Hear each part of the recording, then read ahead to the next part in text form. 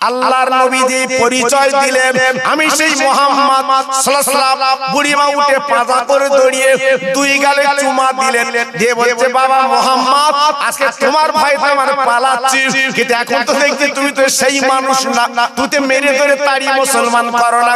বাবা মুহাম্মদ আমরা পালাবার দরকার নেই, আজকে তুমি দেরি করো না, তুমি যে কলমা শরীফ মদিনায় পড়িয়েছো মক্কায় পড়িয়েছো, ও বাবা মুহাম্মদ তুমি দেরি করো না, সেই কলমা পড়িয়ে দাও, আমি বুড়ি মাস থেকে দিনের আলো তথা মুসলমান হয়ে যা।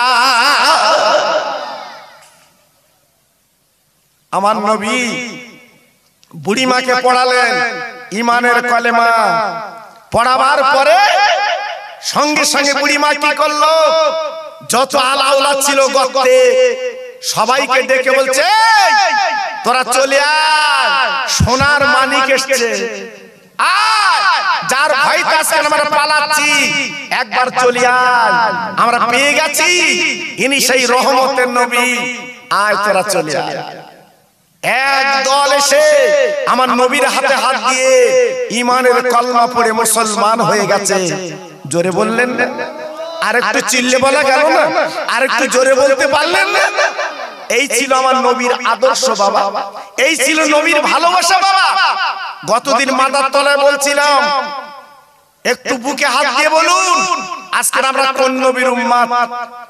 জি, যে নবী মদিনার মসজিদে বসে আছে, এক রাকাত নামাজ পড়লে 50,000 রাকাতের সওয়াব, দুনিয়ার কোন আলেম কাটতে পারবে না কথাটা। জি, সেই মদিনার মসজিদের বারান্দায় একটা ইহুদি বেঈমান ছেলে পেশাব করছে। বলুন আমার নবীকে কত জ্বালাতন দিয়েছে বাবা, আমার নবীকে কত অত্যাচার করেছে বলুন। মদিনার মসজিদ, যে মসজিদ আমরা নামাজ পড়ে এলাম সোনার মদিনা, ওই মদিনার মসজিদের বারান্দায় দাঁড়িয়ে পেশাব করছে। আহা, হযরত ওমর ফারুকের মতো মানুষ, আবু বকর সিদ্দিকের মতো মানুষ, উসমান গনির মতো মানুষ, হযরত আলীর মতো মানুষ আমার নবীর পাশে বসে আছে। বলুন ওনাদের মনটা কি হচ্ছে? আল্লাহর নবী শুধু নীরবে দেখছে, পেশাব করছে। আল্লাহর ওমর ডেকে বললেন ইয়া রাসূলুল্লাহ, হাবিবাল্লাহ, আপনার হুকুম ছাড়া তো কিছু করি না, এত বড় অন্যায় কাজ করছে, এটা মেনে নেওয়া যাবে না। ও নবী গো, আপনি একটাবার বলুন, একটু হুকুম দেন, ওর কলমাটা কেটে ফেলে দেই, মাথা কেটে ফেলে দেই। ও ভাইরা, ও তোর যুবক বন্ধুরা, কি বলবো, আমার দ্বীনের নবী ডেকে বলল বাবা ওকে পেশাবটা করতে দাও, খবরদার জানো তোমার ওই ছেলেটার বাধা দেবে না, পেশাবটা করতে দাও, পেশাবটা হোক। মাঝপথে বাধা দিলে, পেশাব আটকে গেলে ও নতুন রোগে আক্রান্ত হবে, পেশাবটা করতে দাও। এ কি কথা, এ ভাষা কি? রহমতের নবীর কথা বাবা। আজকের কিরপালুর মসজিদে কেউ যদি পেশাব করে তার হাতটা ছেড়ে দেওয়া, আজকের পেশাবের চেয়ে খারাপ কাজ হচ্ছে। যে মোবাইল নিয়ে গেছে বড় খোকা, মসজিদের ভিতরে নিয়ত করে দাঁড়িয়েছে, আহা বেদের মেয়ের গান হচ্ছে, নিয়ত করে। ওই তার তো কিছু বলো না, তার তো কিছু বলো না। ও ওখানে বলতে গেলে শক্ত জায়গা, ও লোক বলা আছে, বলে ভুল করতেই পারে, কিরাম দেখে ভুল করতেই পারে। তা তুমি খোদার ঘরে যাচ্ছ, মোবাইল নিয়ে যাচ্ছ কেন? তুমি তো জানো তোমার ওতে মাল ভরা রয়েছে, মাল ভরা, ওলে তুমি গেলে কেন? ওটা খোদার ঘর, কিচ্ছু বলতে পারবে না। তবে হ্যাঁ, গরিব যদি একটা যায় তার একটু ছিলে দেবে, তোর কান তো জ্ঞান আছে, তুই মোবাইল নিয়েছিস, ওই গান বাজবে, ও বাবা, তখন মোড়ল আলাদা, আর এর বেলা মোড়ল আলাদা। জি, চলবে তো মোড়লগিরি। তার ধনী লোকের ব্যাপারটা আলাদা আর গরিবের ব্যাপার আলাদা। জি, ওটা খোদার ঘর না, ওখানে গান হবে ভিতরে, ওখানে বাজাজ গল্প হবে। আল্লাহু আকবার। এজন্য তো দুঃখ লাগে, আজ আবার আছি কোথায়? পায়ে ধরে বলছি এখনো ফিরে আসে।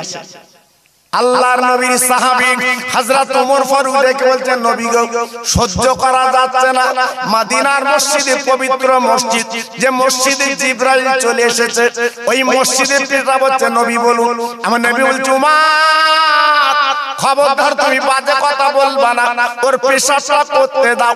বাবা পেশাব হয়ে গেল, বাবা পেশাব হওয়ার পরে ছেলেটা গুটি গুটি পায়ে চলে যাচ্ছে। হযরত ওমর বলছে, নবী গো আপনি তো জানেন আমি কেমন মানুষ, আমি ওমর বাঘ বকরি এক ঘাটে পানি খাওয়াই। ও নবী গো একবার বলুন আমি কি করব? আমার নবী বলছে, ওমর ঠান্ডা হ, সব জায়গায় গরম হলে চলবে না, আমি নবী দেখছি ব্যাপারটা কি।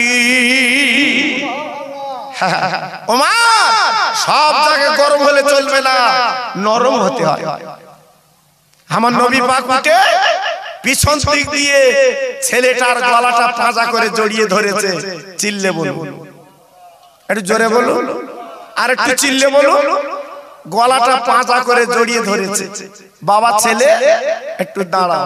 আচ্ছা নবীর মসজিদে, মদিনার মসজিদে পেশাব করেছে, আর আমার নবী যদি গলা জড়িয়ে ধরে, ও কি ঠিক আছে? ও তো ভূমিকম্প হচ্ছে।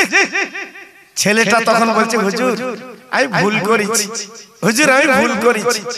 আল্লাহ নবী দেখে বলছে, বাবা দাঁড়াও দাঁড়াও দাঁড়াও, তুমি মর্যাদা জানো না বাবা? আল মাসজিদু বাইতুল্লাহ, এটা হচ্ছে আল্লাহর ঘর, মসজিদ, এখানে নামাজ কালাম পড়তে হয় বাবা। তুমি ইহুদি ছিলে, তুমি জানো না। পেশাব করেছো বাবা, পেশাব হচ্ছে নাপাক বাবা, নোংরা, তুমি যা করার করছো জানো, করো না, যাও যাও তুমি চলে যাও। আল্লাহর নবী যখন বললেন চলে যাও, ছেলেটা দাঁড়িয়ে দাঁড়িয়ে কাঁদছে, চোখের পানি নাকের বাট দিয়ে গড়াচ্ছে। আমার নবী পাক দেখছে, বাবা কাঁদছো কেন? ছেলেটা বলে, নবী গো আজকে আমি বুঝতে পারলাম আপনি রহমতের নবী, আজকে জানতে পারলাম আপনি হলেন বিশ্ব নবী। আমি জানি মসজিদের নোংরা ফেলতে নেই, আমি জানি ওই মসজিদের নাপাক কিছু রাখতে নেই, আমি জেনেও কিন্তু পেশাব করছিলাম, কিন্তু আপনি তো কিচ্ছু বললেন না, আপনি কোনো বাজে কাজ করলেন না। আজকে এত সুন্দর গলা ধরে আমাকে বললেন, ও নবী গো আর দেরি নেই, দেরি নেই গো, আমি মন ভুলে গেছে, আমার মনটা ভরে গেছে, আমি ঈমানের কালমা পড়ে আজকে আমি মুসলমান হতে চাই। বেরেনে গেছে না আন্দাজে সুবহানাল্লাহ চালাচ্ছে? হ্যাঁ, কত বড় রহমতের নবী, কত বড় মায়ের নবী, কি আদর্শ দেখালেন বাবা। সেই নবীর উম্মত বলে দাবি করি, আমরা এত উগ্র কেন বাবা? আজকের আমাদের মধ্যে এত গরম কেন? আমার খাজা গরিবে নওয়াব এই ভারতের জমিনে এসে একই দিনে 90 লক্ষ ইহুদিকে ঈমানের কলমা পড়িয়ে মুসলমান করিয়েছে। জোরে বললেন, একটু চিল্লে বলা গেল না? আর জোরে বলা গেল না? এই আমার খাজা বাবার হাতে কি অ্যাটম ছিল? আমার খাজা বাবার হাতে কি বন্দুক ছিল? আমার খাজা বাবার হাতে কি কোনো মেশিন গান ছিল? না, আমার খাজা বাবার মুখের ভাষা, মুখের কথা। আজকের আজমিরের মানুষ পাগল হয়ে গেছে, আমার খাজা বাবার হাতে হাত দিয়ে ঈমানের কলমা পড়তে বাধ্য হয়েছে। জি, এখানটা আমার দাদা পীর, লক্ষ লক্ষ ভক্ত, লক্ষ লক্ষ মুরিদ, আমার দাদা পীর হাতে হাত দিয়ে তাদের মুরিদ বানিয়েছে। কেন? আমার দাদা পীরের ভাষা ছিল মধুর ভাষা, আমার দাদা পীরের কথা ছিল সুন্দর কথা, তাই মানুষ পাগল হয়ে গেছে।